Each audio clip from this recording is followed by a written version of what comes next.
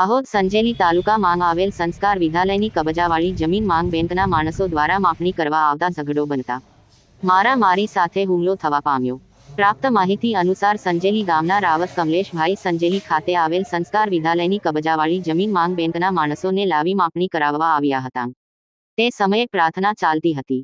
તવા સમયે ખેતરમાં કામ કરતા મહિલા અને તેના પુત્ર સાથે બોલાચાલી સાથે મારામારી થતા બૂમાબૂમ થતા શાળા સંચાલક રતનસિંહ બારિયા આવી જતા મારામારી કરી ભાગી ગયેલ હતા। હુમલામાં ઈજા થતાં 108 દ્વારા સંજેલી સરકારી દવાખાને પહોંચતા ગાડીમાંથી ઉતરતા ઈજાગ્રસ્ત ઉપર ફરીથી હુમલો કરી ઈજાઓ પહોંચાડી હતી। આ સંજેલી સામૂહિક આરોગ્ય કેન્દ્રમાં સ્ટાફ પણ હાજર હતો। 101 નંબર ઉપર અને 181 ઉપર ઈજાગ્રસ્ત મહિલાએ ફોન કરી મદદથી દવાખાને પહોંચતા મહિલા કે જે સંચાલકના પત્નીને વધુ સારવાર માટે દાહોદ રિફર કરવામાં આવેલ છે।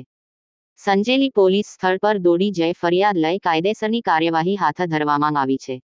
દાહોદ જિલ્લા ચીફ બ્યુરો અંબારામ કે ખાંટ સાથે કેમેરામેન કપિલ બારિયા સંજેલી।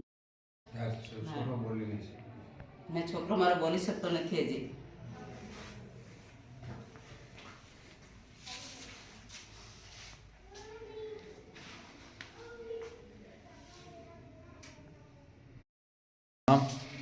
બારિયા સુશીલાબેન। શું ઘટના થઈ હતી? ઘટના તો એવી કે 11:15 વાગ્યા હતા અને પ્રાર્થના બેલ પડી ગયો હતો અને બાજુમાં ખેતરના મોટર ચાલતી હતી તો હું ફટાફટ મોટર બંધ કરવા ગઈ અને પેલા લોકો ઓચિંતા આવી અને મારા છોકરાને ધાર્યું મારી દીધું। એટલે પછી હું ફટાફટ દોડેલી ગઈ તો મારા શર્ટ પકડી અને મને બી પથ્થર અહીં મારી દીધો અને આ મારું બ્લાઉઝ બી તોડી નાખ્યું છે એ લોકોએ।